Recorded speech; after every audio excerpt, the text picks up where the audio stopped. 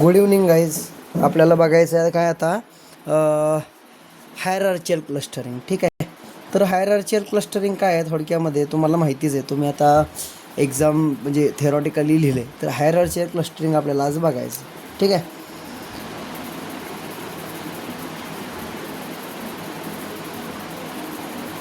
आता हायरार्चियल क्लस्टरिंगमध्ये दोन टाईप्स आहेत. ॲग्लोमरेटिव्ह क्लस्टरिंग आणि दुसरं आहे डिव्हिजिव्ह क्लस्टरिंग.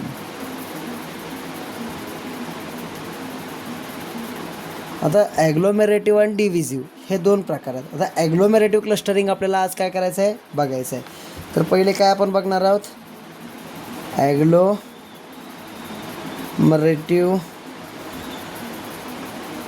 क्लस्टरिंग.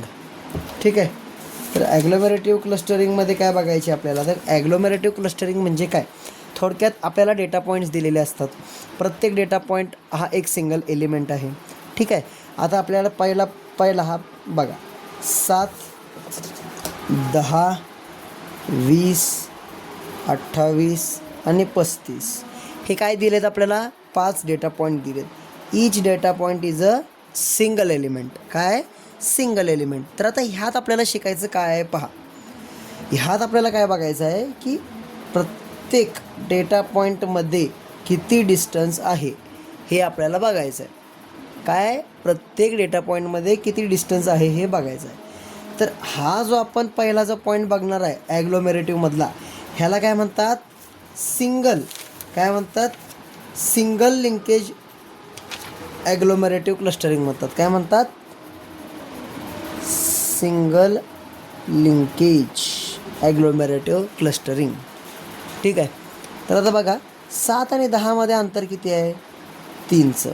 10 आणि 20मध्ये 10चं अंतर आहे. 20 आणि 28मध्ये 8चं अंतर आहे. आणि 28 आणि 35मध्ये 7चं अंतर आहे.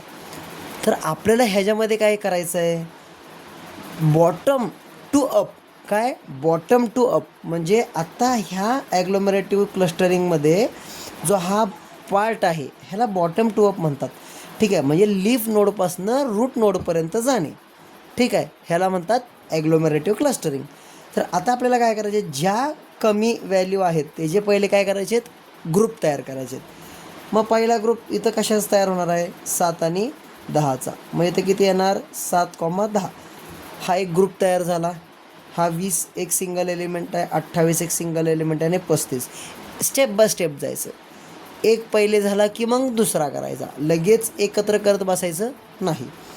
आता बघा, 7 ह्या ग्रुपमध्ये आणि ह्या एलिमेंटमध्ये कितीचं अंतर आहे, 10चं. 20 आणि 28मध्ये 8चं. 28 आणि 35मध्ये 7चं. मग आता सगळ्यात कमी कोणाचं आहे, हेच आहे. मग ह्याचा ग्रुप तयार होणार. मग इथं तिसऱ्या स्टेपमध्ये काय होणार आहे, 7,10 एक ग्रुप झाला. हा 20 एक सिंगल एलिमेंट राहिला आणि 28 आणि 35 हा एक ग्रुप तयार झाला. का, कारण की ह्याची व्हॅल्यू कमी आहे. बरोबर आहे. ठीक आहे. आता बघा इथं नेक्स्ट चौथ्यामध्ये 7 आणि 10मध्ये कितीचं अंतर आहे, 10चं. 28 आणि 35मध्ये 8चं. ठीक आहे. मग आता सगळ्यात कमी अंतर कोणाचं आहे, 8चं. मग इथं काय होणार, 7,10, 20,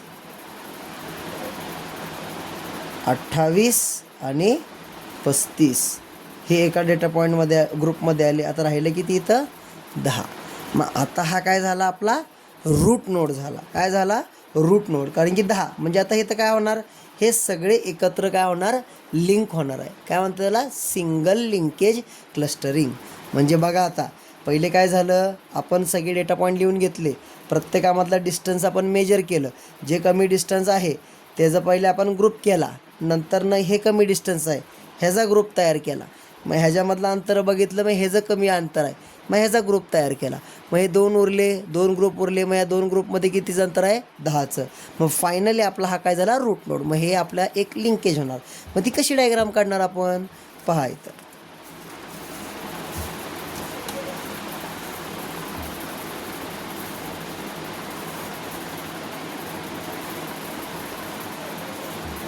काय काय आपल्या डेटा पॉईंट आहेत? 7, 10, 20, 28 आणि 35. मग आता आपल्याला काय करायचं आहे? इथं अंतर लिहून घ्यायचं आहे. प्रत्येकामध्ये अंतर कितीचं आहे?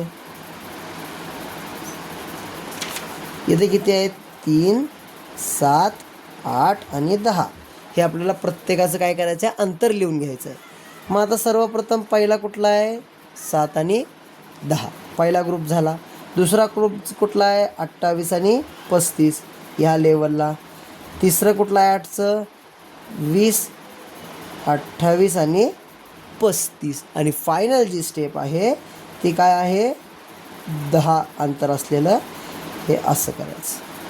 म्हणजे काय झाला? हा सिंगल लिंकेज झाला. ठीक आहे. म्हणजे ह्याच्यामध्ये काय झालं आपल्याकडं? क्लस्टर 1 ह्याच्यामध्ये किती पॉईंट आले? 7 आणि 10. क्लस्टर 2 मध्ये किती आले? 20, 28 आणि 35. हे दोन आपले काय झाले? क्लस्टर तयार झाले. आणि आपण इथं काय केला? बॉटम टू अप गेलो. म्हणजे लीफ नोड्स प्रत्येक करत करत आपण कुठं पोचलो? फायनल रूट नोडला आपण इथं पोचलो. कळलं? हे आहे ॲग्लोमेरेटिव्ह सिंगल लिंकेज क्लस्टरिंग. ठीक आहे. तर ह्याच्यामध्ये काय झालं? पहिले आपण 7, 10चा एक ग्रुप, 20, 28, 35चा एक ग्रुप, नंतर 20, 28, 35 आणि उरलेलं काय होतं आपलं इथं? 10 अंतर. मग हे आपण काय केलं? इथं लिंक केलं, रूट नोड तयार झाले. ठीक आहे.